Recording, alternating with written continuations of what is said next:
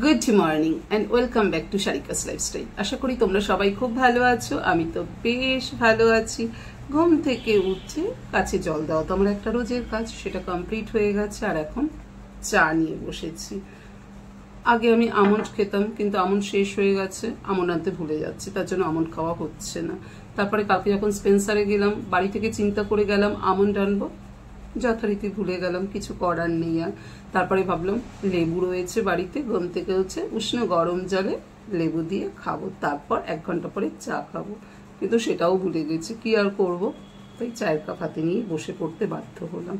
আর সাথে সাথে ক্যামেরাও অন করে দিলাম, তোমাদের সাথে একটু কথা বলে নিই। ওয়েদারটা কিন্তু বেশ ভালো, 2 দিন ধরে বৃষ্টি হচ্ছে, ঠান্ডা ঠান্ডা একটা হাওয়া, রাত্রে ঘুমটা কিন্তু বেশ ভালো হচ্ছে। মানে হালকা করে ফ্যান ছেড়ে তুমি ঘুমাও, বা জোরে ফ্যান ছেড়ে একটা ব্ল্যাঙ্কেট গায়ে দিয়ে বা একটা ডুবেট গায়ে দিয়ে ঘুমিয়ে পড়ো, দারুণ কিন্তু ঘুমটা হচ্ছে। আর এখন সানডে বলে সবাই ঘুমোচ্ছে, আজকে যেহেতু অফিস নেই। আর তুতানের স্কুল তো দেরি আছে। আর তুতান তো তোমাদেরকে কালকে আমি শেয়ার করলাম, তুতানের ক্লাস 8 হলো, মানে খুব ভালো রেজাল্ট করে তুতান ক্লাস 8-এ উঠলো। সত্যি আমার মনটা ভীষণ ভালো লাগছে। তো চা খেয়ে তারপরে বাজারে যাব।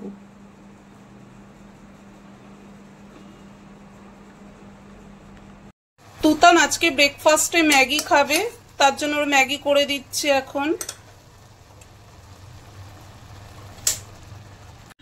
তুতান, তোমার ব্রেকফাস্ট নাও।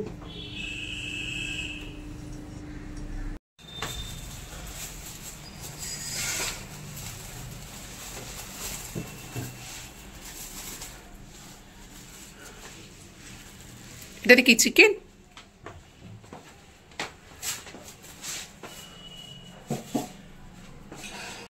ব্রেকফাস্টের পর এখন সোজা কিচেনে চলে এসেছি রান্না করতে।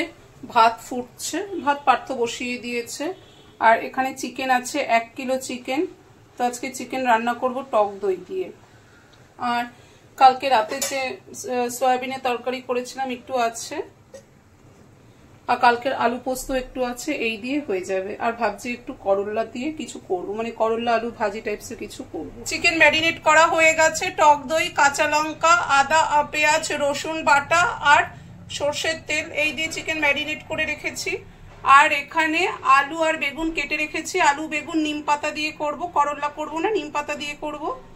আর এখানে চিকেনের আলু কেটে রেখেছি। আর তো ভাত ফুটছে, চিকেন হয়ে গেল। আর এদিকে আলু বেগুন আর নিম পাতা একসাথে ভেজেছি, এই যে। আর এখানে আগের দিনের পোস্ত আছে, আলু পোস্ত আছে। আর এই কড়াইতে আছে নিউট্রেলার তরকারি। 1:30 বাজে, যাই এবার গিয়ে আমি স্নান করে আসি, অনেকটাই বেলা হয়ে গেছে। এই অ্যাপ্রনটা এবার খুলতে হবে। দুপুর 3টে বাজতে চললো।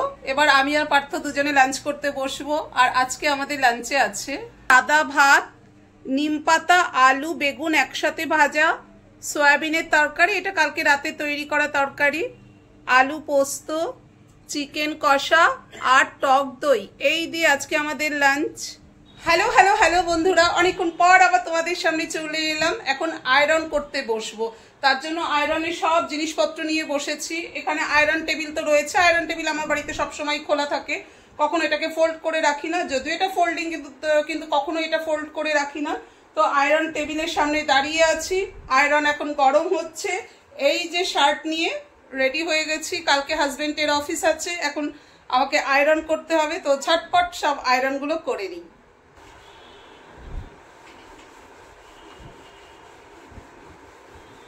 এই জামা কাপড়গুলো এখন আয়রন করে নিলাম, আরো কিছু বাকি আছে, পরে করব। তো এখন অনেকগুলোই হয়ে গেল। অনেকটা রাত হয়ে গেছে, আমরা সবাই ডিনার করতে বসে গেছি। ডিনারের পর সোজা চলে এসেছি কিচেনে গ্যাস ক্লিন করতে। এই যে মিস্টার মাসের, এটা দিয়ে এখন আমি স্প্রে করে নিচ্ছি, চারিদিকে স্প্রে করে দিলাম, ক্লিন করে নেব।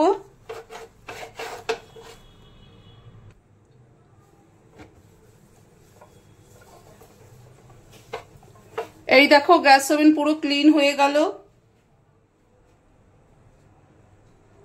পুরো ডিপ ক্লিন করে নিলাম।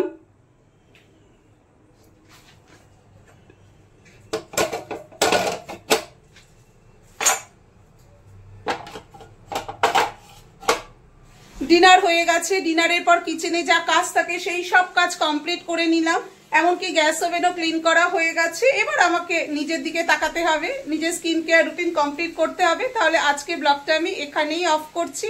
এই ব্লগের কোনো অংশ যদি তোমাদের একটু হলেও ভালো লেগে থাকে অবশ্যই do like, comment, share and subscribe. Bye bye, love.